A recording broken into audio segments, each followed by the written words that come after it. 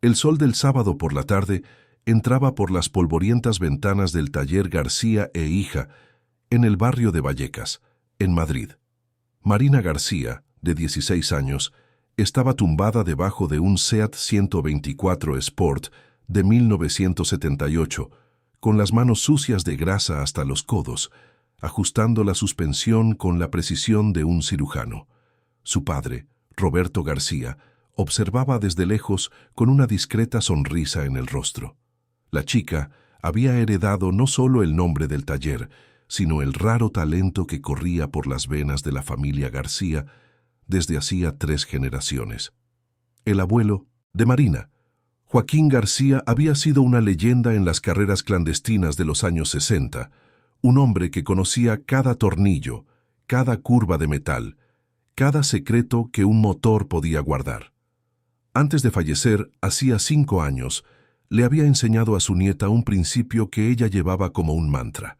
El metal no miente, las personas mienten, los documentos pueden falsificarse, pero el metal siempre cuenta la verdad a quien sabe escucharlo. Marina se deslizó de debajo del coche, limpiándose la cara con el antebrazo y dejando una mancha de grasa en la frente. Sus ojos castaños brillaban con la satisfacción de otro trabajo bien hecho. Llevaba un mono azul manchado, zapatillas gastadas y el pelo castaño recogido en una coleta desordenada. A sus 16 años, Marina ya sabía más de mecánica automotriz que muchos profesionales con décadas de experiencia. «Ahí es, mi amor», corrigió Roberto señalando la suspensión. «Tienes el toque de tu abuelo. Estaría orgulloso». Marina sonrió, pero antes de que pudiera responder, sonó el móvil de Roberto. Era un número desconocido. Contestó con la desconfianza habitual de quien recibe muchas llamadas de cobro y ofertas no deseadas. «Dígame, Taller García». La voz al otro lado era formal, casi mecánica. «Señor Roberto García, le habla Patricia Méndez, de la organización de la Gran Subasta de Clásicos de Madrid.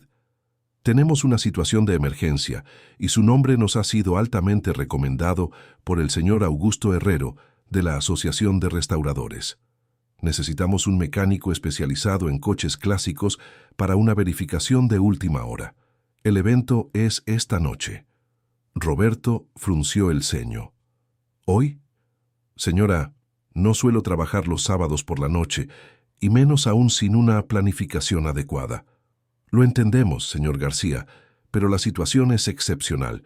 Se trata de la pieza central de nuestra subasta, un Ferrari 250 GT Berlinetta de 1957. El experto que contratamos tuvo una emergencia familiar y tuvo que viajar. La subasta empieza en 4 horas y no podemos posponerla. Tenemos compradores que han venido de otros países. Pagaremos el triple de su tarifa normal, más los gastos de desplazamiento». Marina vio a su padre dudar. Conocía esa mirada. Roberto era un hombre orgulloso, pero también práctico. El dinero extra marcaría la diferencia, especialmente con las cuentas del taller ajustadas el último mes. Pero había algo más en su rostro, una tensión que ella no lograba identificar del todo. «¿Dónde es la subasta?», preguntó Roberto, cogiendo ya un trapo para limpiarse las manos. «En el Hotel Palace, en el barrio de Salamanca. Es el evento del año, señor García. La élite de Madrid estará presente. Por favor, vístase con algo presentable. El código de vestimenta es estricto». Roberto miró su ropa manchada de grasa, luego a Marina. «¿Puedo llevar a mi hija? Es mi ayudante y tiene un conocimiento excepcional de mecánica». Hubo una pausa al otro lado de la línea. «Señor García, este es un evento de alto nivel. No sé si sería apropiado traer a una menor de edad». «Mi hija tiene 16 años y sabe más de coches clásicos que la mayoría de sus invitados», respondió Roberto con firmeza. «O vamos los dos, o no voy». Otra pausa, más larga. «Está bien. Pero, por favor, sean discretos. Lleguen por la entrada de servicio a las 6 de la tarde. Y, señor García, esto es estrictamente una verificación técnica. No se relacionen con los invitados. Hagan su trabajo y márchense». Roberto colgó y miró a Marina con expresión seria. «Coge tu mochila con las herramientas. Vamos a casa a ducharnos y a cambiarnos. ¿Tienes algo más?», presentable que ese mono. Marina sintió una oleada de emoción. ¿Un Ferrari de 1957? Eso era un sueño para cualquier entusiasta de los coches clásicos. Tengo esos vaqueros oscuros y la blusa negra que me regalaste por mi cumpleaños. Servirá. Pero Marina, escúchame bien. Este tipo de eventos, esta gente, no nos ven como iguales. Para ellos, solo somos proveedores de servicios. Hacemos nuestro trabajo, cogemos nuestro dinero y nos vamos. No des tu opinión, no hagas comentarios, no te involucres. ¿Entendido? Marina asintió, pero algo en la vehemencia de su padre la incomodó. ¿Desde cuándo te importa lo que la gente rica piense de nosotros, papá? Roberto suspiró cerrando la puerta del taller. No me importa, pero sé cómo funciona el mundo, y sé que gente así puede ser peligrosa cuando les llevas la contraria. Lo aprendí de la peor manera. No dio más detalles, y Marina no insistió. Sabía que su padre tenía sus razones, sus viejas heridas que rara vez compartía. Roberto se había criado en la periferia, había luchado para mantener el taller en funcionamiento tras la pérdida de la madre de Marina, cuando ella solo tenía 3 años. Era un hombre que había construido todo con sus propias manos, literalmente, y que le había enseñado a su hija a hacer lo mismo. De camino a casa, en un Volkswagen Escarabajo de 1976 impecablemente conservado, que era el ojito derecho de Roberto, Marina miraba por la ventanilla las bulliciosas calles de Vallecas. Era un barrio obrero, de gente trabajadora donde todo el mundo se conocía. Muy diferente del barrio de Salamanca, imaginó ella, donde estaba el hotel de lujo. ¿Crees que es un Ferrari original de verdad, papá?, preguntó Marina. Si pagan lo que han dicho, alguien está apostando millones a que sí, pero nosotros lo descubriremos. ¿Recuerdas lo que siempre decía tu abuelo? El metal no miente, respondieron al unísono, y Marina sonrió. En casa, un pequeño adosado en la calle del Yunque, Marina se duchó rápidamente y se puso su mejor ropa, que aún así era bastante sencilla. Vaqueros oscuros, una blusa negra de algodón y su único par de zapatillas que no estaban destrozadas, unas All-Star negras que limpió con esmero. Se recogió el pelo en un moño más arreglado y se miró en el espejo. Todavía parecía una chica de barrio, pero al menos una chica de barrio presentable. Roberto apareció, vestido con un pantalón de vestir negro y una camisa blanca planchada. Rara vez usaba ese tipo de ropa, y Marina notó lo incómodo que parecía su padre, tirando del cuello como si le apretara demasiado. «Estás guapo, papá», dijo Marina, y Roberto sonrió con timidez. «Y tú estás preciosa, hija mía. Pero recuerda lo que te dije. Hacemos el trabajo y nos vamos». Cogieron el escarabajo, pero Roberto insistió en lavarlo y encerarlo antes. «Si vamos a aparecer allí, vamos a aparecer con dignidad», dijo él. Marina ayudó y 30 minutos después el viejo escarabajo brillaba como si hubiera salido del concesionario. El trayecto hasta el barrio de Salamanca duró 40 minutos con el tráfico del sábado. Marina observaba el cambio gradual del paisaje urbano. Las casas sencillas de Vallecas daban paso a edificios de oficinas, luego a amplias avenidas con tiendas de lujo y finalmente a las urbanizaciones y mansiones del barrio de Salamanca. Era otro mundo, un Madrid que ella solo conocía de lejos. El Hotel Palace era imponente, rodeado de jardines exuberantes y una arquitectura que mezclaba modernidad y sofisticación. Roberto condujo hasta la entrada de servicio, como le habían indicado. Un guardia de seguridad con traje negro y auricular se acercó. «Identificación», pidió con tono autoritario. «Roberto García y Marina García. Venimos para la verificación técnica del Ferrari». El guardia de seguridad comprobó una lista en su tableta y asintió. «Aparquen ahí y busquen a la señora Patricia Méndez en la entrada. Ella los llevará al salón». Aparcaron el escarabajo entre furgonetas de catering y coches de empleados. Marina se dio cuenta de cómo el viejo coche destacaba allí, pero de una manera extraña, casi como si no perteneciera a ese lugar. Quizás no pertenecía. Patricia Méndez era una mujer de unos 40 años, vestida con un impecable traje de chaqueta gris, el pelo rubio recogido en un elegante moño y una expresión de eficiencia corporativa. Miró a Roberto y a Marina con una mezcla de alivio y aprensión. «Señor García, qué bien que han llegado. Y esta debe de ser su hija». Le tendió la mano formalmente y Marina notó la rápida mirada que la mujer le echó a su ropa sencilla. «Síganme, por favor. El Ferrari está en el salón principal. Los invitados empezarán a llegar en 1 hora, así que necesitamos que hagan la verificación rápidamente. Y por favor sean discretos. Algunos de nuestros clientes pueden sentirse incómodos con la presencia de técnicos en el salón durante el evento». Marina sintió que le hervía la sangre con el comentario velado, pero recordó las palabras de su padre. Discretos. Debían ser discretos, como si su presencia fuera algo que ocultar. Apretó el asa de la mochila donde llevaba sus herramientas y la siguió en silencio. El salón principal del hotel era espectacular. Lámparas de araña de cristal colgaban del techo alto. El suelo de mármol reflejaba la luz suave. Y había decenas de coches clásicos posicionados estratégicamente, cada uno sobre una tarima con iluminación especial. Marina vio un Corvette Stingray de 1963, un Shelby Cobra 427, un Porsche 911 de primera generación.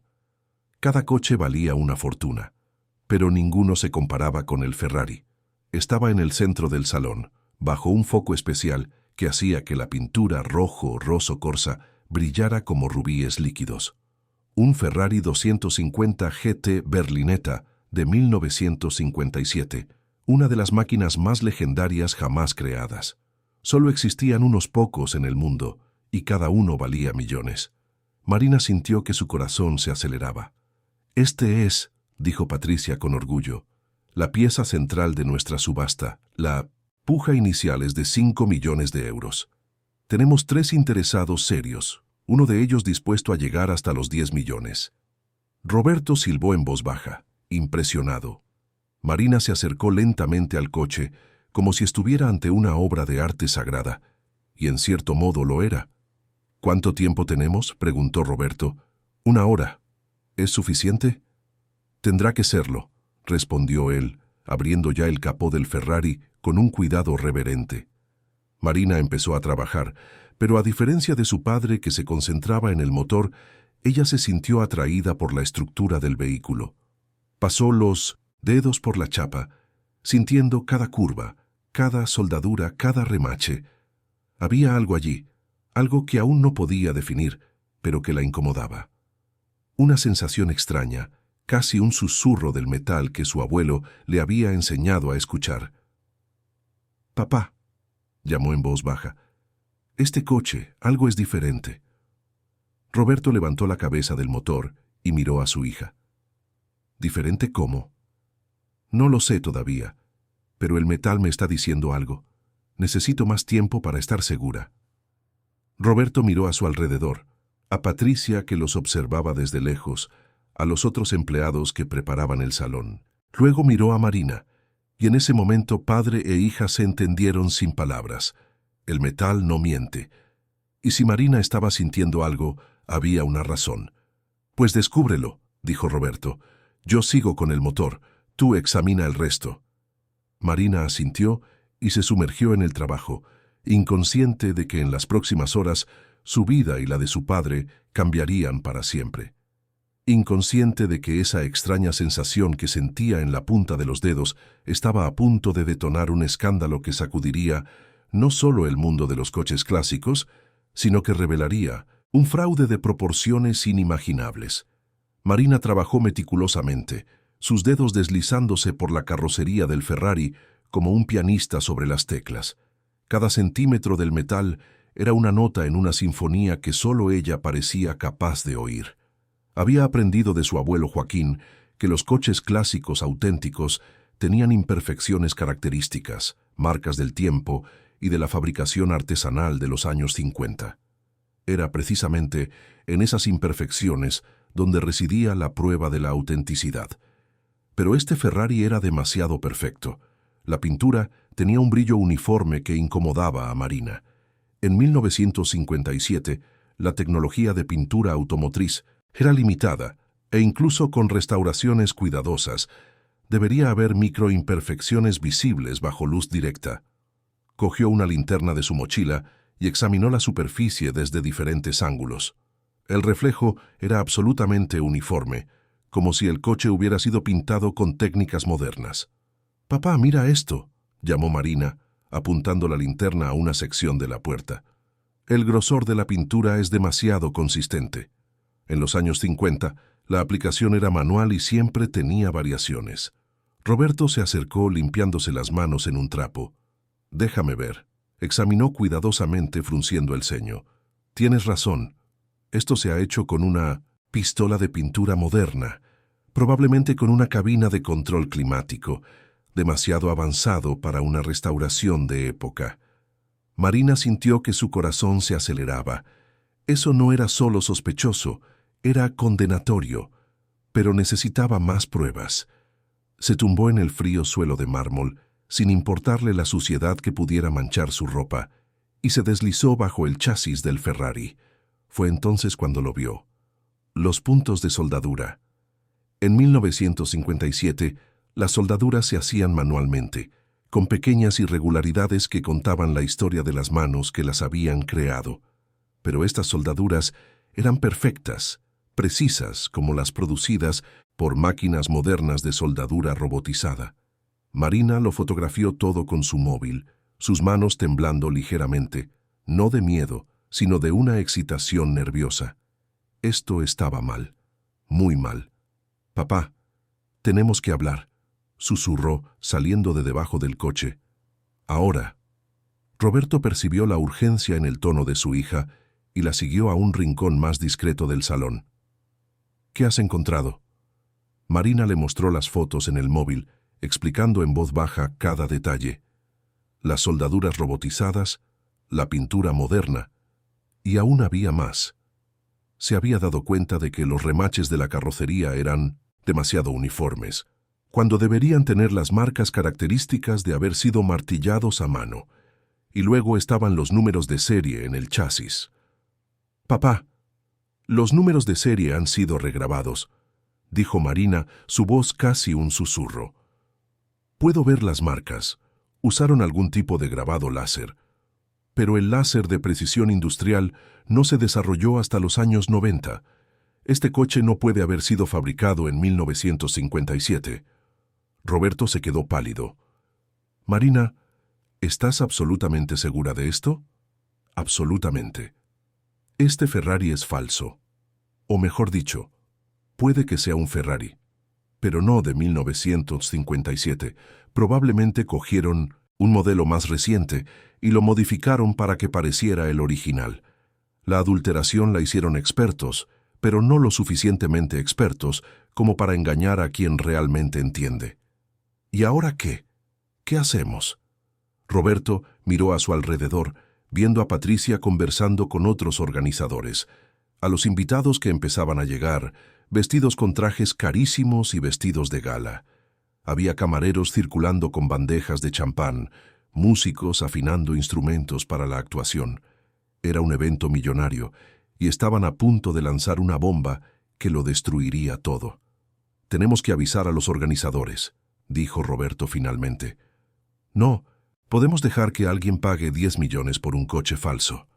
Marina estuvo de acuerdo, pero sintió un nudo en el estómago. Sabía que no sería una conversación fácil.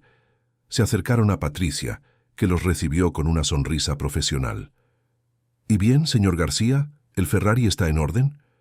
«En realidad, señora Méndez, necesitamos hablar en privado. Es urgente». La sonrisa de Patricia vaciló. «¿Urgente?»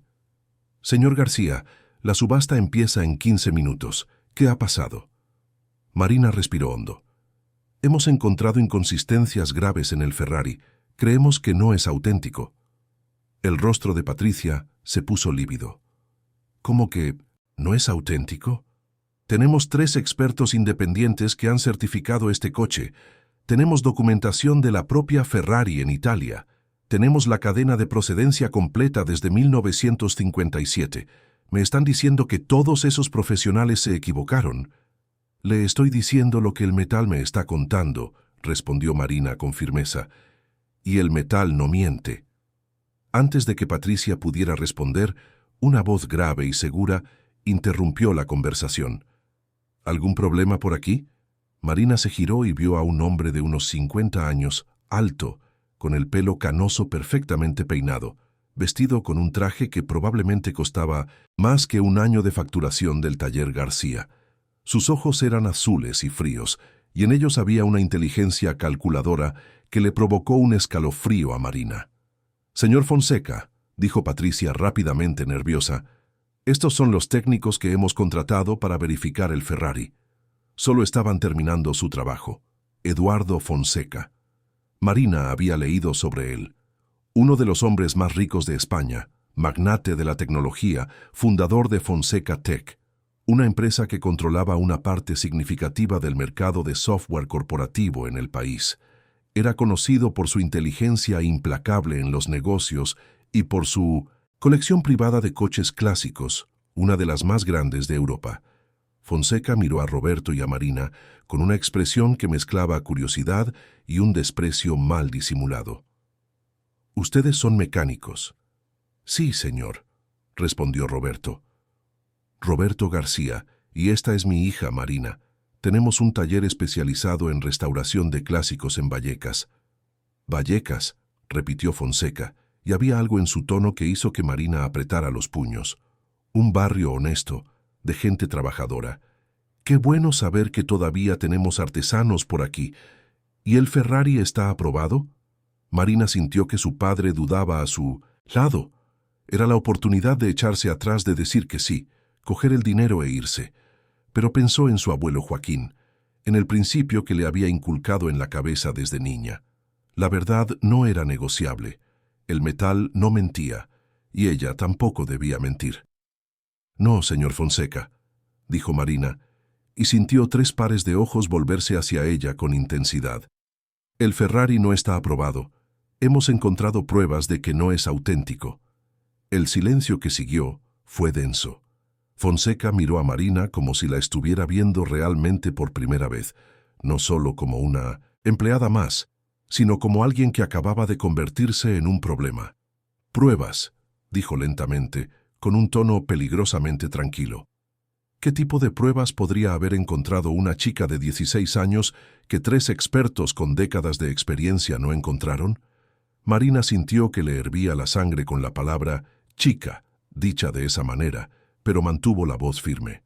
Soldaduras robotizadas que no existían en 1957, pintura con la uniformidad de una cabina climatizada moderna, remaches con la precisión de una máquina industrial, y lo más importante, números de serie regrabados con tecnología láser que solo se desarrolló en los años 90. Fonseca la estudió en silencio durante un largo momento. Luego, sorprendentemente, sonrió, una sonrisa que no llegó a sus ojos. «Eres observadora. Tu padre debe de haberte enseñado bien. Pero, mira, Marina, ¿ese es tu nombre?» «Marina de Vallecas. Estás acusando a algunos de los mayores expertos en Ferrari del mundo de incompetencia o fraude. Estás diciendo que la documentación de la propia Ferrari en Italia es errónea. Estás sugiriendo que la cadena de procedencia de este coche, que se remonta a 1957, ha sido falsificada por completo. ¿Te das cuenta del peso de lo que estás diciendo?» «Me doy cuenta, señor. Pero también me doy cuenta del peso de quedarme callada y dejar que alguien pague 10 millones de euros por un fraude». La palabra fraude resonó en el espacio entre ellos como un disparo. Patricia jadeó. Roberto puso una mano protectora en el hombro de su hija, pero Fonseca siguió sonriendo con esa sonrisa fría. «Marina, ¿puedo hacerte una pregunta personal? ¿Has visto alguna vez 10 millones de euros en tu vida? ¿Has estado alguna vez en una situación en la que ese tipo de dinero estaba en juego? ¿Has tenido que tomar decisiones que podrían afectar a la vida de cientos de personas, a la reputación de instituciones enteras?» Marina no respondió, sintiendo hacia dónde se dirigía la conversación. «Yo crecí pobre, Marina, más pobre de lo que probablemente imaginas. Vengo de Villaverde, uno de los barrios más duros de Madrid. Construí mi imperio de la nada.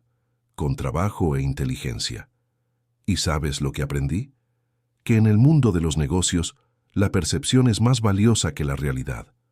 Este Ferrari puede no ser perfecto, pero representa algo más grande. Representa historia, prestigio, estatus, y hay gente dispuesta a pagar por ello.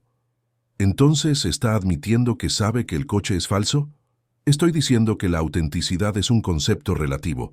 Este coche tiene una documentación impecable. Ha sido examinado por expertos de renombre. Tiene un valor de mercado establecido.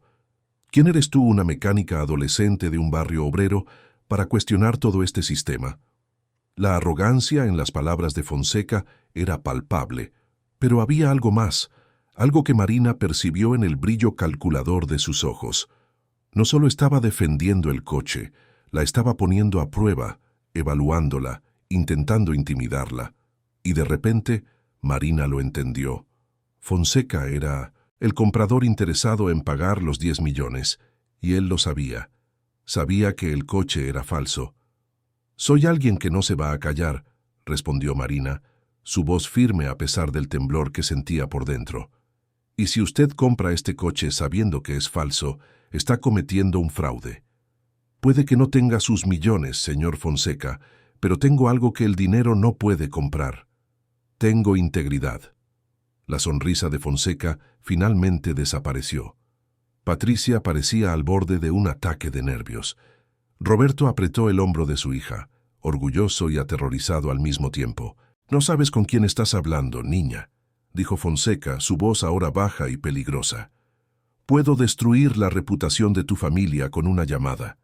Puedo asegurarme de que nunca más trabajéis con coches clásicos en esta ciudad. Puedo hacer que vuestro taller pierda a todos sus clientes. ¿Entiendes eso?» «Entiendo que me está amenazando», respondió Marina.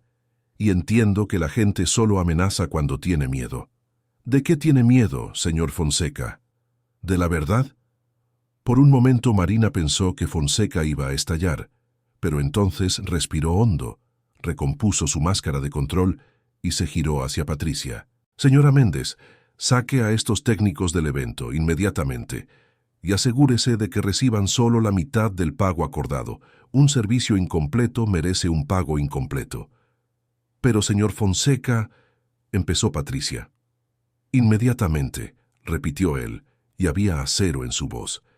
Patricia asintió miserablemente e hizo un gesto para que Roberto y Marina la siguieran, pero Marina no se movió. Tenía una cosa más que hacer. Sacó el móvil del bolsillo y, mirando directamente a los ojos de Fonseca, empezó a teclear. «¿Qué estás haciendo?», y preguntó Fonseca.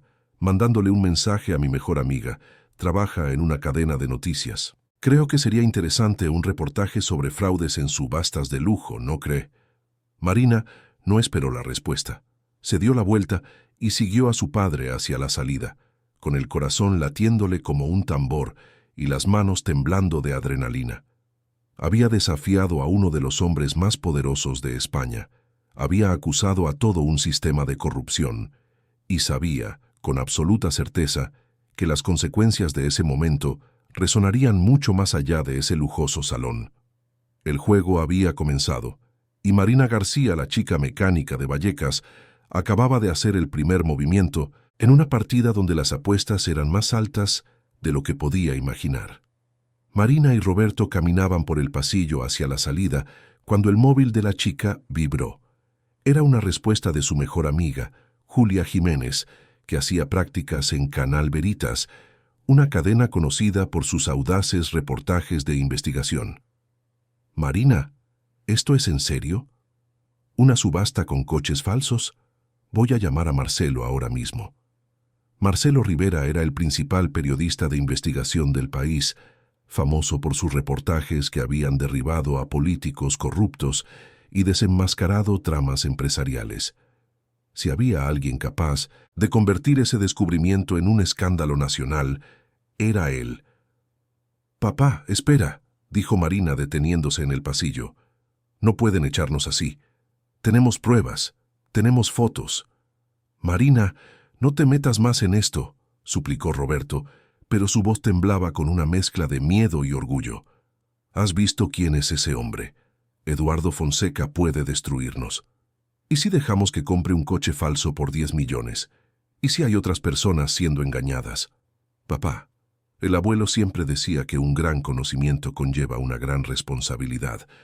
Nosotros sabemos la verdad. No podemos simplemente irnos. Roberto miró a su hija, viendo ya no a una chica de 16 años, sino a una mujer de principios, firme y decidida. En ese momento, vio tanto de ella misma como de la esposa que había perdido hacía tantos años. María, su difunta esposa, también había sido así, incapaz de ver una injusticia sin luchar contra ella. «Está bien», dijo Roberto finalmente, «pero lo hacemos juntos y con cuidado». Mientras esperaban la respuesta de Julia, Roberto tuvo una idea. «Marina, antes de que nos echen, necesito comprobar algo. ¿Dijiste que viste otros coches clásicos en el salón?» «Sí, un Corvette, un Shelby Cobra, un Porsche. Voy a fingir que voy a coger una herramienta que se me olvidó. ¿Vienes conmigo?» Volvieron al salón discretamente, aprovechando que Patricia estaba ocupada con los invitados que llegaban. La subasta estaba a punto de empezar, y el salón ahora bullía de gente elegante. Conversaciones en varios idiomas y camareros circulando con champán. Roberto se acercó al Corvette Stingray de 1963, un clásico americano en azul metálico. Se arrodilló como si se estuviera atando el zapato y examinó rápidamente el chasis. Marina lo vio fruncir el ceño. Ella se acercó al Shelby Cobra 427, fingiendo admirar el coche, pero en realidad buscando las mismas inconsistencias que había encontrado en el Ferrari. Y allí estaban, soldaduras modernas, pintura demasiado uniforme, remaches perfectos. Marina lo fotografió todo discretamente, con el corazón acelerado. No se trataba de un solo coche falso, era una operación sistemática. Roberto volvió a su lado con el rostro pálido. «El Corvette también», susurró. «Y sospecho que el Porsche de allí también. Marina, esto es más grande de lo que pensábamos. Mucho más grande». Antes de que pudieran discutir qué hacer, el móvil de Marina vibró de nuevo. Era Julia. «Marcelo va para allá con un equipo. Estarán ahí en 15 minutos. Ha dicho que no salgas del edificio y que grabes todo lo que puedas». Marina le enseñó el mensaje a su padre. 15 minutos. Solo necesitaban aguantar 15 minutos sin que los echaran, pero entonces Patricia los vio. «Señor García, ¿qué están haciendo aquí todavía? Les pedí que se fueran». «Disculpe, señora Méndez», dijo Roberto rápidamente. «Solo estábamos cogiendo nuestras herramientas». Pero antes de que pudieran moverse, una voz amplificada resonó por el salón.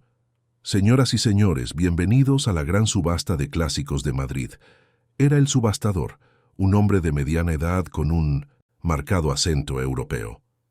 «En instantes daremos comienzo a las pujas, pero antes me gustaría presentar la pieza central de esta noche, una verdadera obra maestra de la ingeniería automotriz». Un foco iluminó el Ferrari y la multitud aplaudió. Marina vio a Eduardo Fonseca de pie junto al coche, sonriendo como un rey ante su tesoro. La vio en un rincón del salón y su sonrisa se ensanchó, como si la desafiara a hacer algo. Fue entonces cuando Marina tomó una decisión. Empezó a caminar hacia el Ferrari, ignorando los susurros urgentes de su padre. La multitud se abrió confundida ante aquella adolescente de ropa sencilla que cruzaba el lujoso salón como si fuera la dueña del lugar. Marina sintió todas las palpitaciones, todo el miedo, pero siguió caminando. El metal no miente, y ella tampoco mentiría. «Perdonen», dijo, lo suficientemente alto como para que varias personas a su alrededor la oyeran. «Disculpen que interrumpa, pero hay algo que todos necesitan saber sobre este Ferrari». El subastador se detuvo a media frase. Fonseca se puso tenso. Patricia corrió hacia Marina, pero la chica fue más rápida. «Mi nombre es Marina García. Soy mecánica especializada en coches clásicos y he sido contratada hoy para verificar la autenticidad de este vehículo», señaló el Ferrari. «Y he descubierto que es falso». El salón estalló en murmullos. El subastador se quedó boquiabierto. Fonseca dio un paso adelante, con el rostro rojo de furia contenida. «Esto es un disparate. Una adolescente perturbada intentando sabotear una subasta legítima. Seguridad». Pero Marina ya tenía su móvil en la mano, mostrando las fotos de las soldaduras, de los remaches, de los números de serie. «Puedo probar todo lo que estoy diciendo. Los números de serie de este coche fueron grabados con tecnología láser que no existía en 1957. La soldadura es robotizada, imposible para la época. Y eso no es todo». Se giró hacia la multitud, su voz firme a pesar del temblor interno. «El Corvette de allí también es falso. El Shelby Cobra también. Probablemente varios otros coches en este salón. Esto no es una subasta, es un fraude organizado». El caos se instaló. La gente gritaba, exigiendo explicaciones. Compradores potenciales corrieron a examinar los coches que pretendían adquirir. El subastador intentaba calmar a la multitud sin éxito. Fue entonces cuando las puertas del salón se abrieron bruscamente y Marcelo Rivera entró con un equipo de cámaras, retransmitiendo en directo. El reportero era un hombre de 40 años, de pelo oscuro, mirada penetrante y una reputación de no tenerle miedo a nadie. «Buenas noches, señoras y señores», dijo Marcelo, su voz resonando por el salón. «Marcelo Rivera, de Canal Veritas. Estamos recibiendo denuncias graves de fraude en esta subasta. Nos gustaría hacer algunas preguntas». «No pueden retransmitir esto», gritó Patricia. «Este es un evento privado». «Y el fraude es un delito público», respondió Marcelo con calma. Luego se giró hacia Marina. «¿Es usted la joven que nos contactó?» «Sí, señor. Marina García. Mi padre y yo descubrimos que varios coches aquí son falsificaciones. ¿Y puede probarlo?» «Puedo». Marina mostró las fotos, explicando cada detalle a la cámara. Marcelo escuchaba atentamente, haciendo preguntas técnicas que Marina respondía con precisión. La retransmisión en directo ya tenía miles de espectadores. Eduardo Fonseca intentó salir discretamente, pero Marcelo lo interceptó. «Señor Fonseca, usted es el principal interesado en este Ferrari, ¿correcto? ¿Le gustaría comentar las acusaciones de que el vehículo es falsificado?» Fonseca intentó mantener la compostura. «Son acusaciones infundadas de una niña que claramente no tiene la experiencia ni el conocimiento para hacer tales afirmaciones. Tengo 3 informes de expertos independientes que certifican la autenticidad de este vehículo». «¿Expertos a los que usted pagó?», preguntó Marcelo.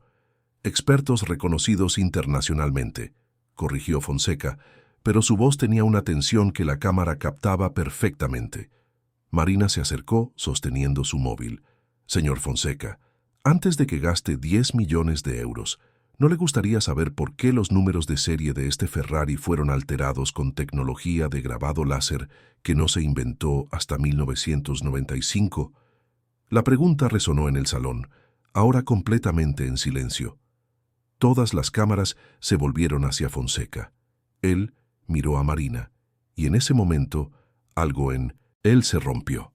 La máscara de control, la fachada de confianza, todo se desmoronó. «No sabes con quién te estás metiendo», siseó, señalando a Marina con el dedo. «No eres nadie, una hija de un mecánico de barrio que probablemente aprendió todo en YouTube. Yo he construido un imperio. Yo muevo miles de millones.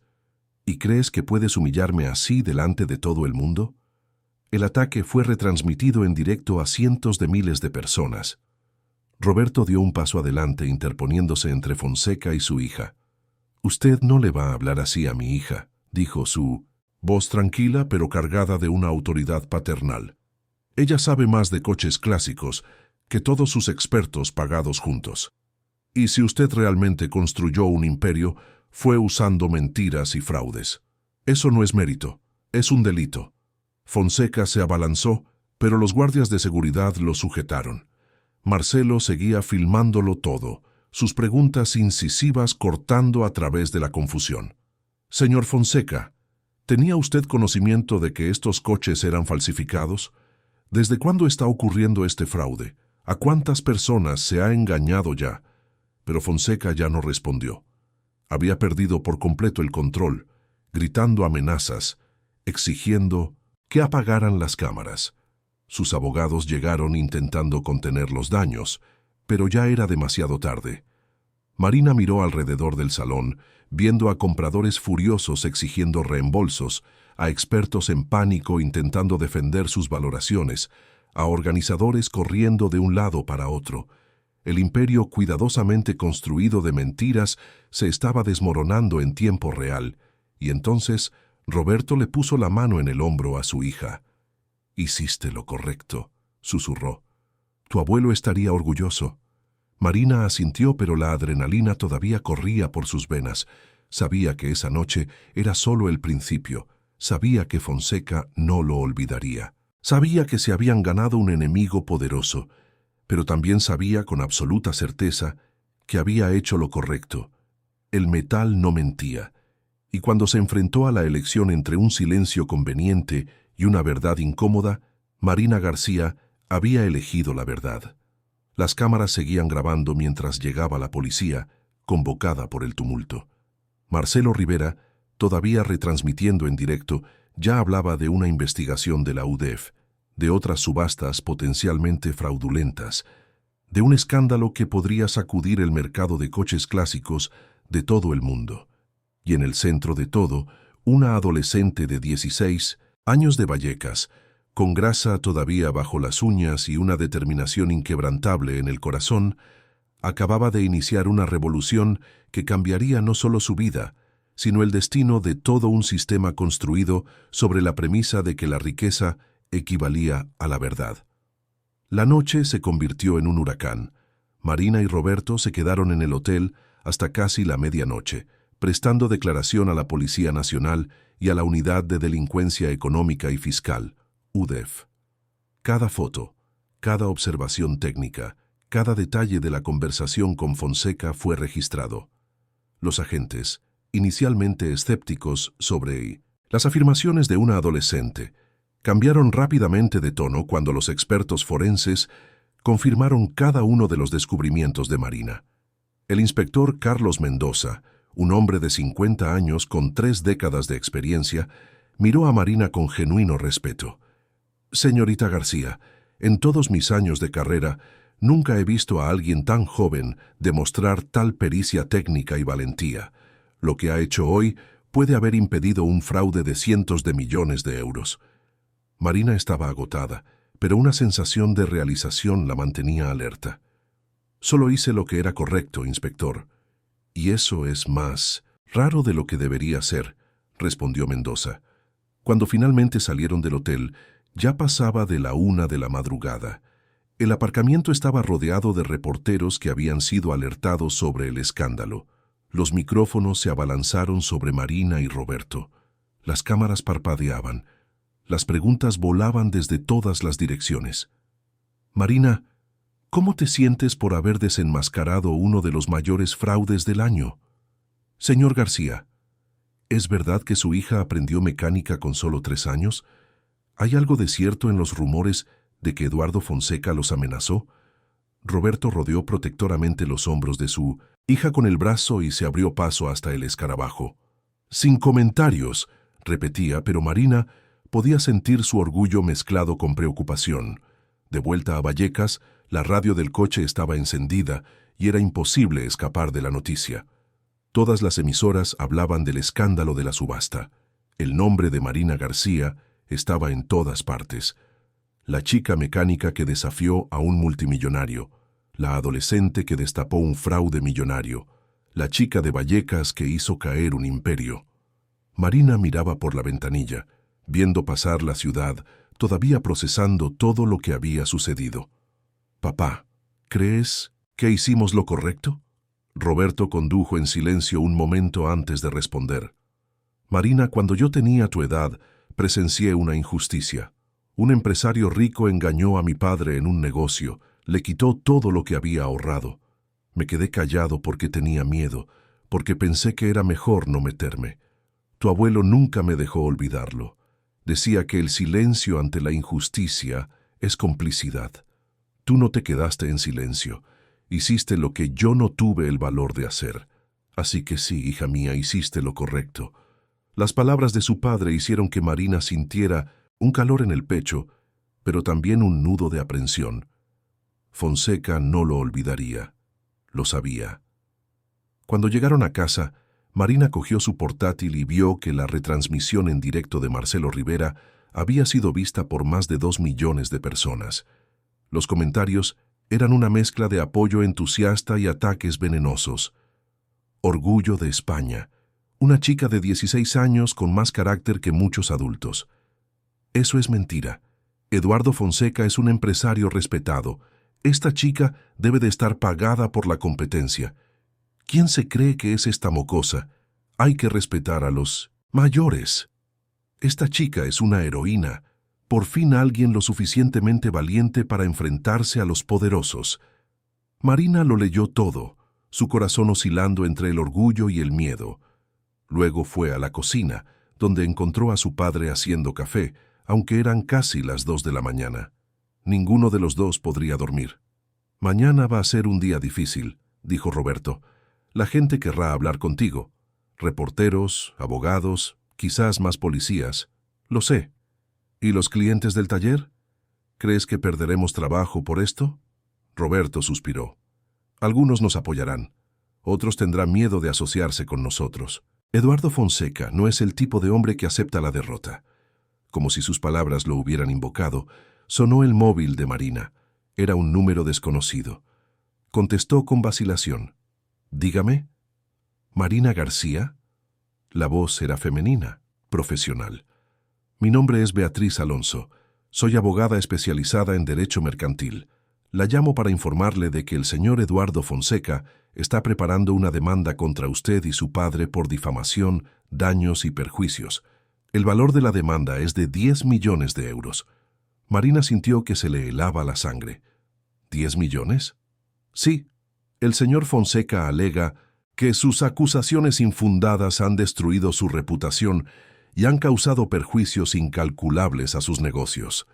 Tiene un equipo de 12 abogados trabajando en el caso. Les sugiero que contraten representación legal de inmediato. Pero yo solo dije la verdad. Las pruebas están ahí. Verdad y prueba son conceptos diferentes en un tribunal, señorita García. El señor Fonseca tiene recursos ilimitados y está decidido a destruirlos. Buena suerte. La llamada se cortó. Marina se quedó mirando el teléfono, temblando. 10 millones de euros. Era más dinero del que podría ganar en 10 vidas. Era suficiente para quitarles todo lo que tenían, el taller, la casa, todo. Roberto vio la expresión de su hija y lo entendió al instante. ¿Nos ha demandado? Marina asintió, incapaz de hablar. Roberto cerró los ojos, respiró hondo y luego abrazó a su hija con fuerza. Vamos a enfrentarnos a esto juntos. No importa lo que pase, no importa cuánto dinero tenga, la verdad está de nuestro lado. Pero ¿y si la verdad no es suficiente, papá? ¿Y si de verdad nos destruye? Antes de que Roberto pudiera responder, sonó el teléfono de casa. Eran casi las 3 de la mañana. ¿Quién llamaría a esa hora? Roberto contestó con cautela. «Dígame».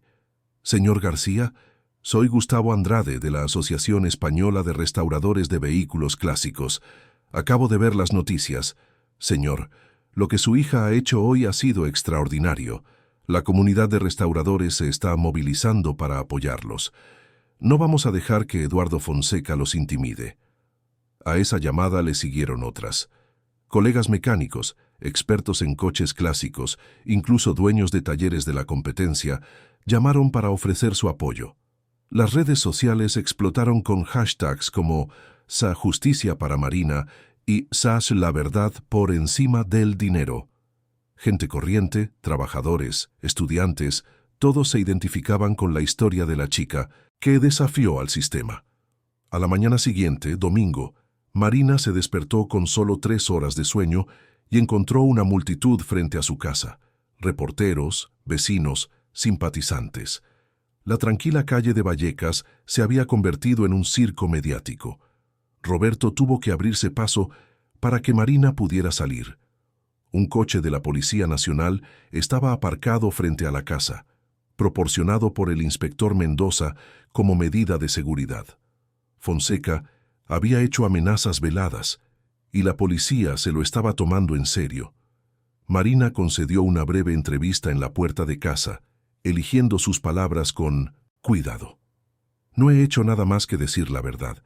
Mi abuelo me enseñó que el metal no miente y que nosotros tampoco debemos mentir, sin importar el precio. Si eso molesta a gente poderosa, entonces quizás el problema no soy yo, sino un sistema que permite que esa gente use su poder para engañar a los demás.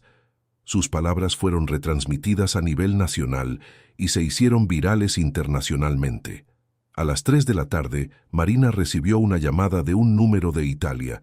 Era de la sede de Ferrari en Maranello. «Signorina García, soy Giovanni Rossi, jefe de la división de autenticación de Ferrari.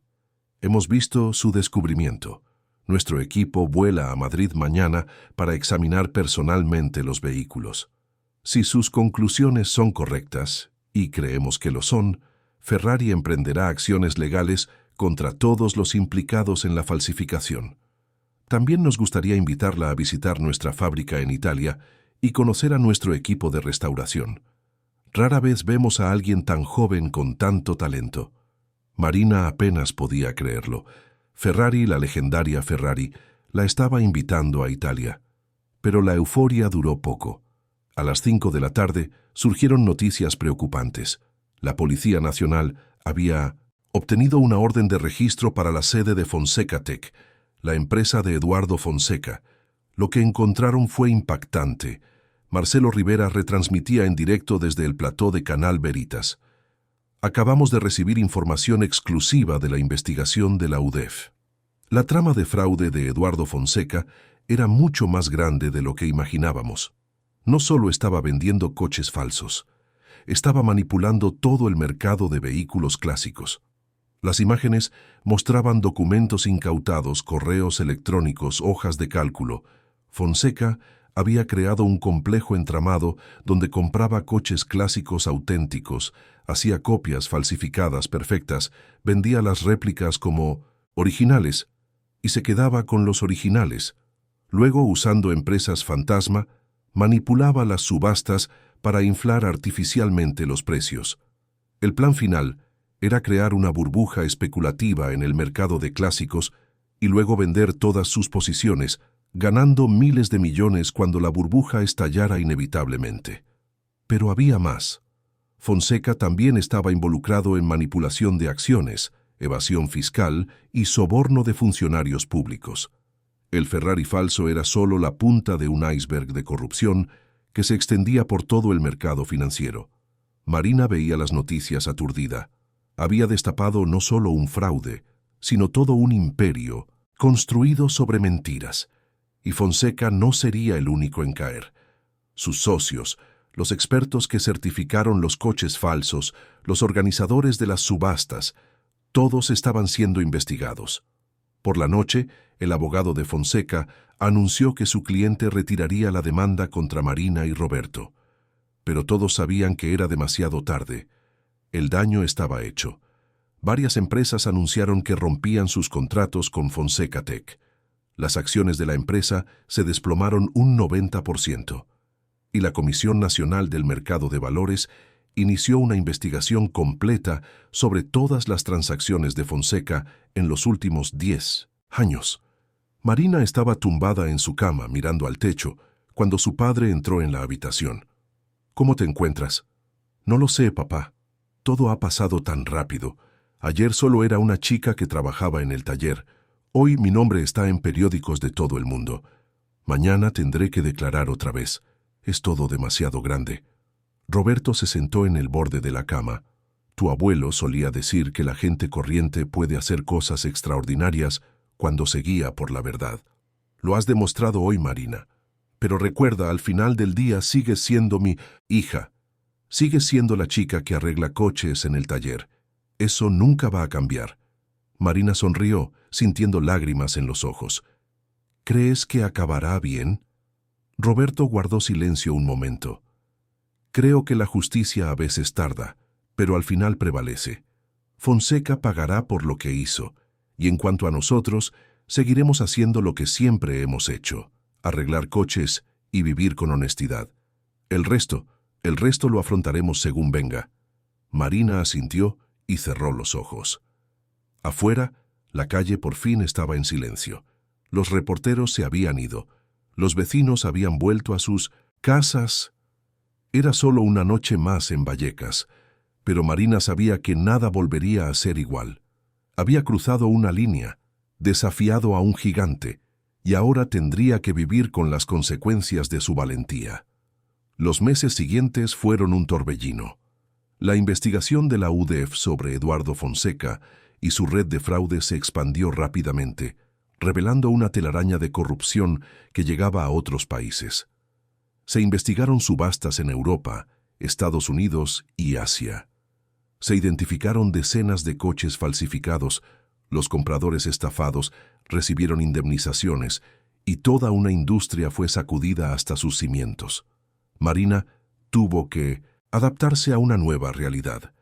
El taller García e Hija, que antes apenas llegaba a fin de mes, ahora recibía solicitudes de autenticación de todas partes del mundo. Roberto tuvo que contratar a 2 ayudantes para dar abasto. El antiguo y modesto local fue reformado, equipado con tecnología de punta para análisis más precisos, pero manteniendo el carácter familiar que siempre lo definió. En abril, 3 meses después del escándalo, Marina fue invitada a testificar ante una comisión parlamentaria especial creada para investigar fraudes en subastas de lujo y proponer nueva legislación. Era un martes lluvioso, cuando ella y Roberto llegaron al Congreso de los Diputados en Madrid. Marina vestía un sencillo pero elegante traje de chaqueta, comprado especialmente para la ocasión. Llevaba el pelo recogido en un moño profesional, pero sus ojos mantenían ese brillo decidido que se había convertido en su seña de identidad. La sala de audiencias estaba abarrotada. Diputados, senadores, periodistas, expertos en arte y vehículos clásicos, todos allí para escuchar a la joven que había destapado uno de los mayores escándalos financieros de la década. Marina se sentó en la mesa de los testigos. El micrófono frente a ella parecía enorme e intimidante.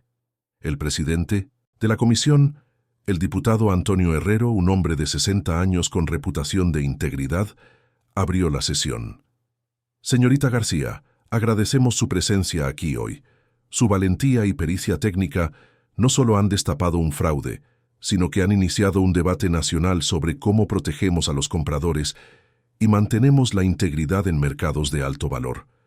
Me gustaría que nos contara, con sus propias palabras, lo que sucedió aquella noche en la subasta. Marina respiró hondo y empezó a hablar. Su voz, inicialmente tímida, fue ganando fuerza a medida que relataba cada detalle.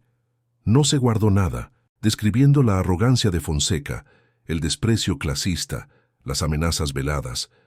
Pero también habló de su abuelo, del principio de que el metal no miente, de la importancia de la verdad por encima de todo. Cuando terminó, hubo un silencio respetuoso en la sala. Entonces, una de las senadoras, una mujer llamada Marcia Olivares, conocida por sus posturas progresistas, hizo una pregunta. Señorita García, se enfrentó a uno de los hombres más poderosos del país. ¿No tuvo miedo? Tuve mucho miedo, senadora, respondió Marina con honestidad. Pero mi abuelo me enseñó que la valentía no es la ausencia de miedo, es hacer lo correcto a pesar del miedo. Y sabía que si me quedaba callada, estaría traicionando todo lo que él me enseñó, todo lo que mi padre me enseñó. Más que eso, estaría traicionando a todas las personas que trabajan honestamente y son constantemente infravaloradas por un sistema que asume automáticamente que la riqueza equivale a la verdad. Las palabras de Marina resonaron en la sala y fueron retransmitidas en directo a todo el país. Los periódicos del día siguiente destacarían esa frase. La riqueza no equivale a la verdad. Se convirtió en un eslogan de movimientos sociales, un grito de guerra contra la desigualdad y la corrupción. La comisión parlamentaria, basándose en el testimonio de Marina y otros expertos, creó una nueva legislación. Todas las subastas de artículos de lujo por encima de 1 millón de euros exigirían ahora una autenticación independiente por parte de al menos 3 expertos no afiliados al vendedor u organizador. Además, se creó el Protocolo Marina García, un conjunto de directrices técnicas para la autenticación de vehículos clásicos que se convirtió en el estándar internacional de la industria. Marina no había procesado el significado completo de tener un protocolo con su nombre hasta que vio la placa en una convención internacional de restauradores en Madrid. Protocolo Marina García para la autenticación de vehículos históricos. Era surrealista y emocionante al mismo tiempo, pero fue en mayo cuando finalmente tuvo lugar el juicio de Eduardo Fonseca, cuando la historia alcanzó su clímax emocional. El Tribunal de la Audiencia Nacional estaba abarrotado. Marina y Roberto estaban presentes, así como cientos de personas perjudicadas por los fraudes de Fonseca. El empresario que meses antes exudaba arrogancia y poder, ahora parecía disminuido, envejecido, derrotado. Las pruebas eran irrefutables. Las comunicaciones encriptadas de Fonseca detallando sus tramas, las declaraciones de antiguos empleados, los análisis forenses de los coches falsificados, los rastros financieros que mostraban cómo había manipulado los mercados. Todo construía un caso demasiado sólido para ser rebatido. En el último día del juicio, Marina fue llamada para dar una declaración de impacto. Caminó hasta el micrófono viendo a Fonseca por primera vez desde aquella noche en la subasta. Él la miró, y Marina no vio al hombre poderoso que la había intimidado, sino a alguien que lo había apostado todo a las mentiras y había perdido. Eduardo Fonseca me dijo que yo no era nadie, comenzó Marina con voz firme. Dijo que solo era una hija de un mecánico de barrio que no tenía derecho a cuestionarlo. Tenía razón en una cosa. Soy hija de un mecánico, pero mi padre es el hombre más honesto que conozco. Me enseñó que nuestra riqueza no está en las cuentas bancarias, sino en nuestra integridad. El señor Fonseca construyó un imperio basado en mentiras, creyendo que su riqueza lo situaba por encima de la verdad. Pero ha aprendido que no importa cuántos miles de millones tengas, no importa cuán poderoso te creas, a la verdad no le importa tu cuenta bancaria. La verdad es democrática, nos alcanza a todos, ricos y pobres, y hoy ha alcanzado al señor Fonseca. Marina volvió a su sitio, temblando ligeramente, pero con la cabeza alta. Roberto le apretó la mano, con los ojos brillantes por las lágrimas de orgullo. Horas después, el juez dictó sentencia. Eduardo Fonseca fue condenado a 37 años de prisión por fraude, manipulación del mercado, evasión fiscal, soborno y decenas de otros cargos. Sus bienes fueron confiscados para resarcir a las víctimas. Su empresa fue disuelta. Su imperio, construido sobre la arena de las mentiras, se desmoronó por completo. Cuando salieron del tribunal, Marina y Roberto fueron rodeados por reporteros. ¿Cómo te sientes con la sentencia, Marina?, preguntó uno de ellos. Marina pensó cuidadosamente antes de responder. No siento alegría. La justicia no va de venganza. Va de restaurar el equilibrio. Espero que esto sirva de ejemplo de que nadie está por encima de la ley, sin importar lo rico o poderoso que sea. Y espero que inspire a otras personas a no tener miedo de decir la verdad. Las semanas siguientes trajeron cambios aún más significativos. El equipo de Ferrari en Italia cumplió su promesa, y Marina, acompañada por su padre, viajó a Maranello. Fue una experiencia transformadora ver dónde se creaban los coches de sus sueños, conocer a los artesanos que continuaban la tradición de excelencia, aprender técnicas que solo había leído en libros. Giovanni Rossi, el jefe de la división de autenticación, quedó impresionado. Signorina García, en mis 40 años en Ferrari, nunca he visto a alguien tan joven con tal intuición mecánica. Tiene un don excepcional. Cuando termine el bachillerato, nos gustaría ofrecerle una beca completa en nuestra escuela de restauración. Marina apenas podía contener las lágrimas.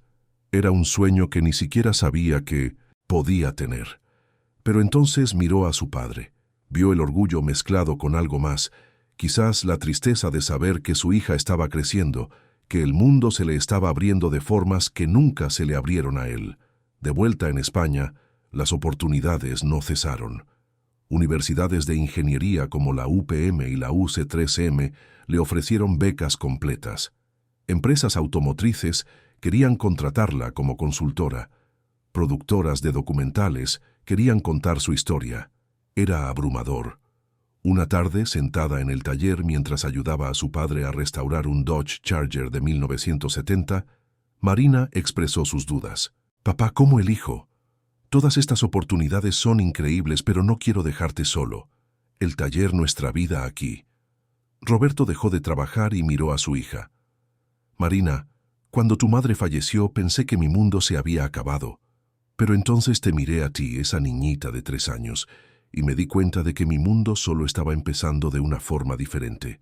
Te crié para que fueras fuerte, independiente, para que nunca tuvieras miedo de alcanzar tus sueños.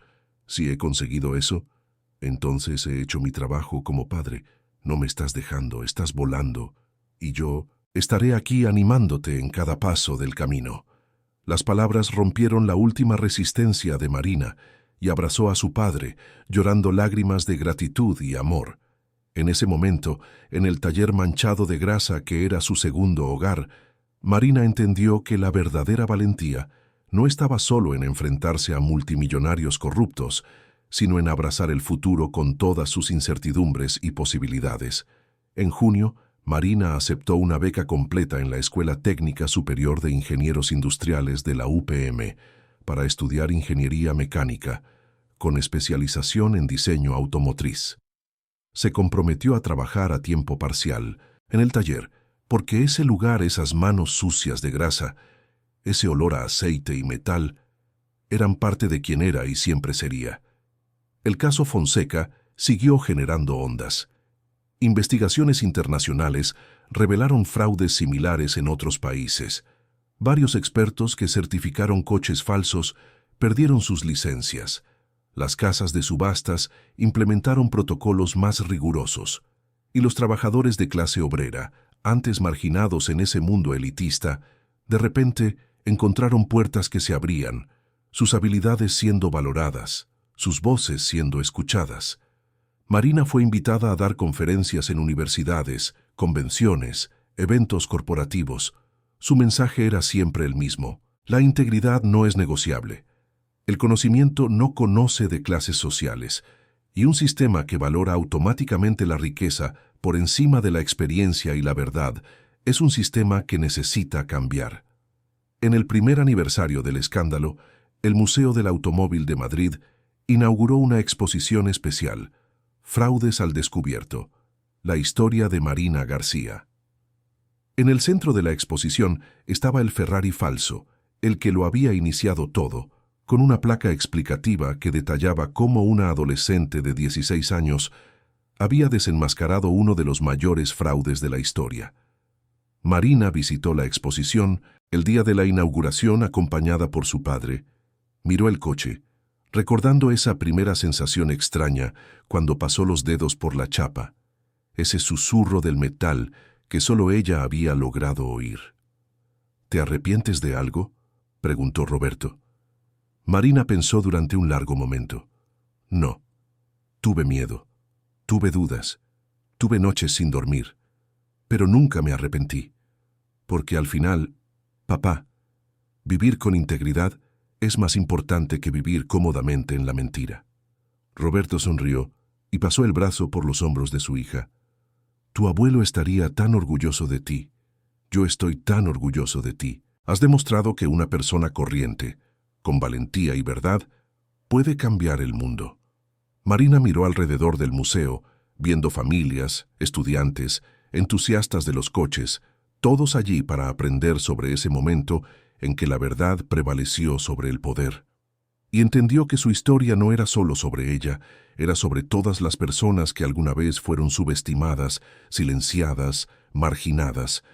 Era una historia sobre el poder de la verdad en un mundo de mentiras, sobre la fuerza de la integridad en un sistema de corrupción, sobre la valentía de una chica de 16 años que se negó a ser intimidada por alguien que pensaba que el dinero lo compraba todo, incluido el silencio. Habían pasado 2 años desde aquella noche transformadora en la subasta. Marina, ahora con 18 años, estaba en su tercer semestre de ingeniería mecánica en la UPM. Era una soleada mañana de sábado cuando aparcó el viejo escarabajo, ahora oficialmente suyo, en el aparcamiento del taller García e Hija. Algunas cosas nunca cambiaban, y su amor por ese lugar era una de ellas. El taller se había transformado. Lo que antes era un espacio modesto, ahora tenía equipos de última generación, un equipo de 5 mecánicos especializados y una lista de espera de 3 meses. Roberto se había convertido en el consultor de autenticación más solicitado de España, viajando por el país y ocasionalmente al extranjero para verificar vehículos de alto valor. Pero todos los sábados, sin excepción, estaba en el taller con las manos sucias de grasa, haciendo lo que siempre había amado. Marina entró y encontró a su padre trabajando en un Mercedes-Benz 300 SL alas de gaviota de 1955, una verdadera obra de arte automotriz. Él levantó la cabeza y sonrió al verla. «Buenos días, mi ingeniera favorita. ¿Has venido a ayudarme con este temperamental alemán?» Marina se rió y cogió su mono, el mismo que usaba años atrás, ahora con algunos remiendos, pero todavía cómodo como una segunda piel. «Claro. ¿Qué tenemos?» Trabajaron codo con codo en un silencio cómodo, esa sincronía que solo años de colaboración podían crear. No necesitaban muchas palabras, una mirada, un gesto, y sabían exactamente lo que el otro estaba pensando. Era una danza que habían perfeccionado desde que Marina era pequeña. «¿Cómo van las clases?», preguntó Roberto finalmente con la voz ahogada por el motor. «Desafiantes, pero bien. El profesor Andrade dijo que mi proyecto de fin de grado sobre métodos de autenticación para vehículos históricos podría publicarse en una revista internacional». Roberto dejó de trabajar y miró a su hija con orgullo. «Claro que puede. Revolucionaste toda una industria con 16 años.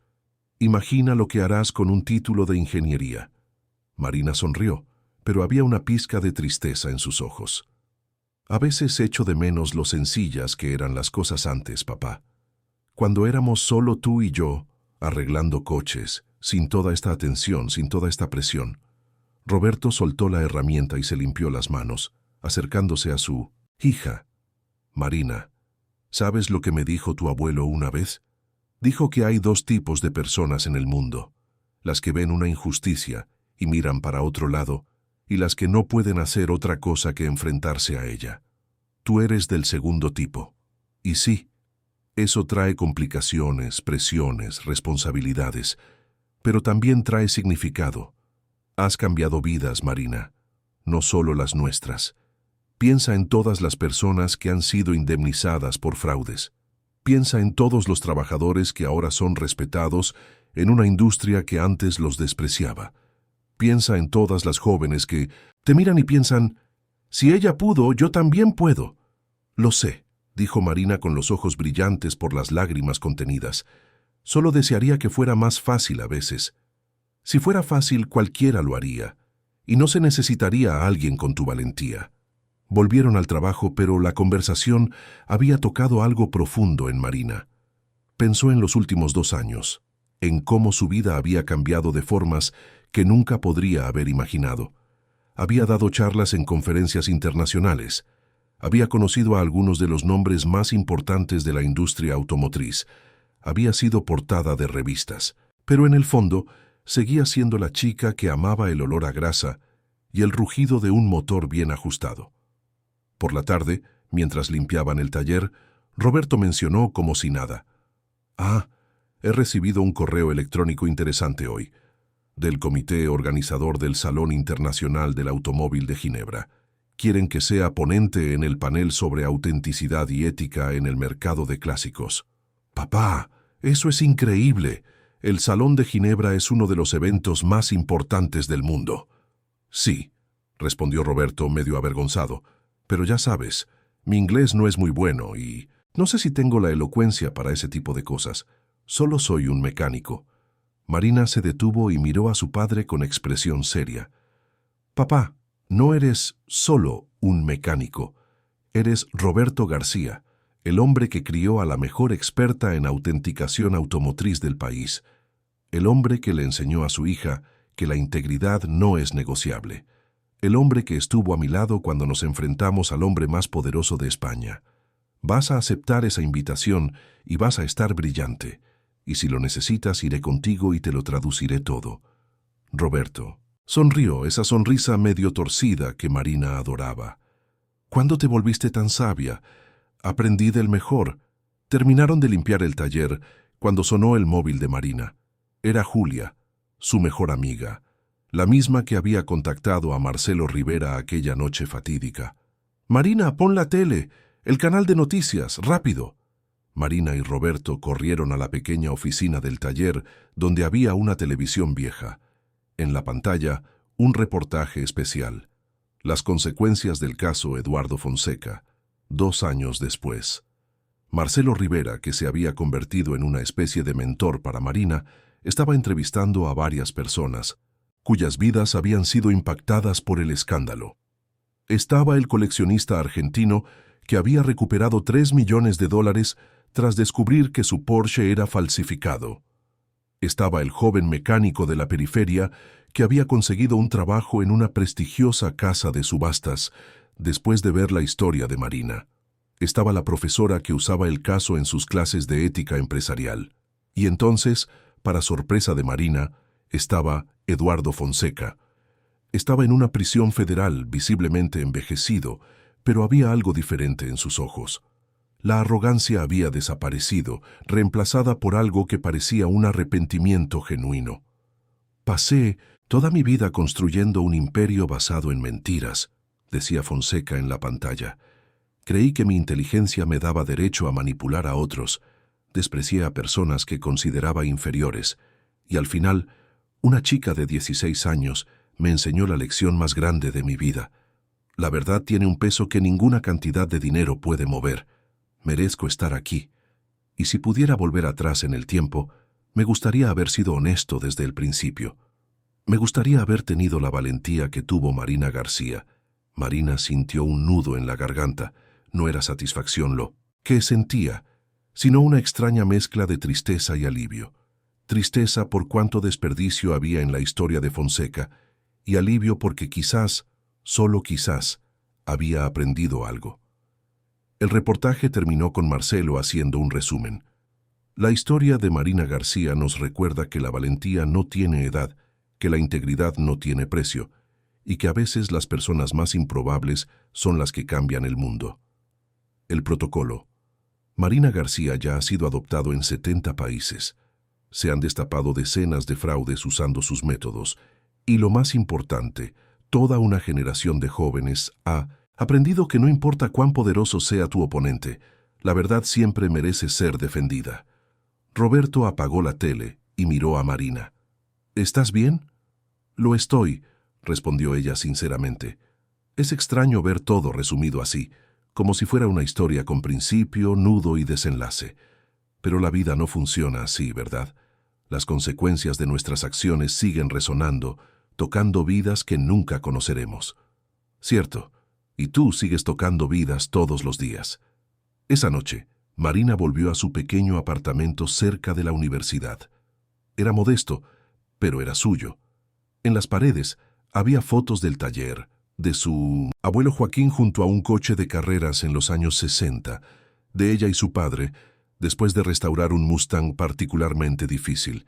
Y también había una foto enmarcada, tomada la noche del escándalo, que mostraba a Marina enfrentándose a Fonseca, la determinación clara en su joven rostro. Se sentó en la cama con su portátil y abrió el documento de su proyecto.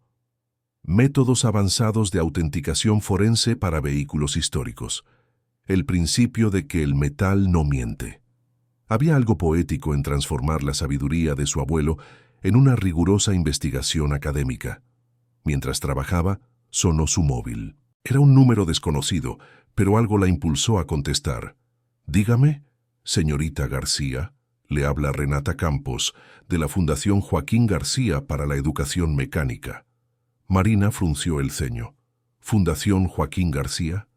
«Sí, se creó hace 6 meses con donaciones de varias personas y empresas que se sintieron impactadas por su historia. La fundación ofrece becas de estudio a jóvenes de comunidades desfavorecidas que quieren estudiar mecánica e ingeniería. Ya hemos concedido 20 becas completas y nos gustaría que fuera nuestra embajadora oficial. Marina sintió que las lágrimas le corrían por el rostro. Una fundación con el nombre de su abuelo, ayudando a jóvenes como había sido ella. Era perfecto. Por supuesto que acepto. Después de colgar, Marina llamó a su padre inmediatamente para contarle lo de la fundación. Roberto guardó silencio durante un largo momento, y Marina supo que estaba llorando al otro lado de la línea.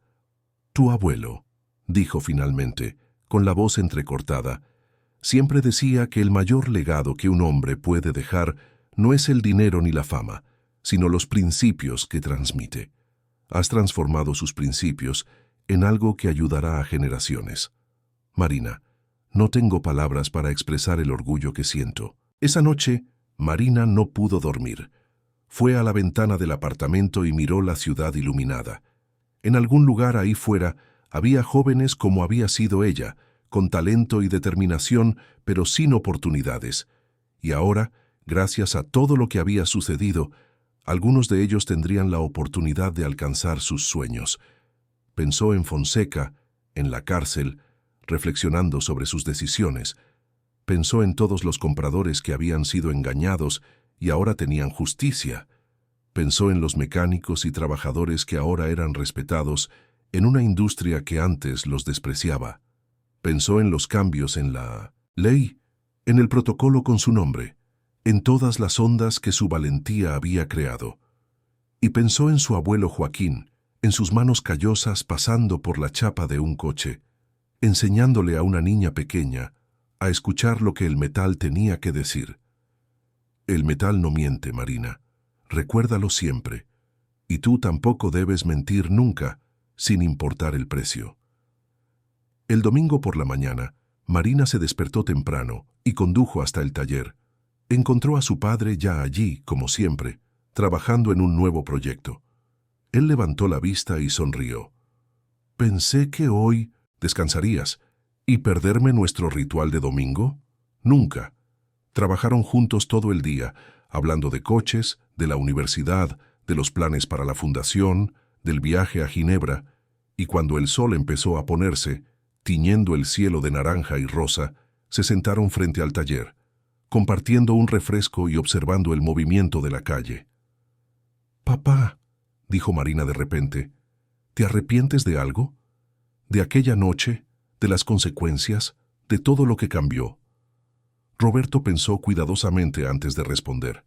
«Me arrepiento de que tuvieras que crecer tan rápido, de que tuvieras que enfrentarte a presiones que ninguna adolescente debería afrontar. Pero me arrepiento de haberte apoyado, de haberte enseñado a defender la verdad. Nunca. Te has convertido exactamente en la persona que tu madre y yo esperábamos que fueras. Fuerte, íntegra, valiente. Y si tuviéramos que hacerlo todo de nuevo, yo haría exactamente lo mismo». Marina apoyó la cabeza en el hombro de su padre. «Yo también». Se quedaron allí en un silencio cómodo mientras la noche caía sobre Vallecas. El barrio obrero que los había criado, que había sido testigo de su lucha y su victoria, que seguía siendo su hogar incluso cuando el mundo entero se abría ante ellos. Y Marina entendió, con una claridad cristalina, que su viaje no había terminado aquella noche en la subasta. Aquella había sido solo la primera página de una historia mucho más grande. Una historia sobre cómo una persona corriente, armada solo con conocimiento, valentía e integridad inquebrantable, puede desafiar sistemas enteros de poder y corrupción. Una historia sobre cómo la verdad, por muy pequeña o silenciosa que sea al principio, siempre encuentra la forma de ser escuchada. Una historia sobre cómo el metal no miente, y cómo una chica que aprendió a escuchar sus susurros cambió no solo su propia vida, sino incontables vidas más en todo el mundo. Marina García, la chica mecánica de Vallecas, había hecho su jugada, y el mundo nunca volvería a ser el mismo.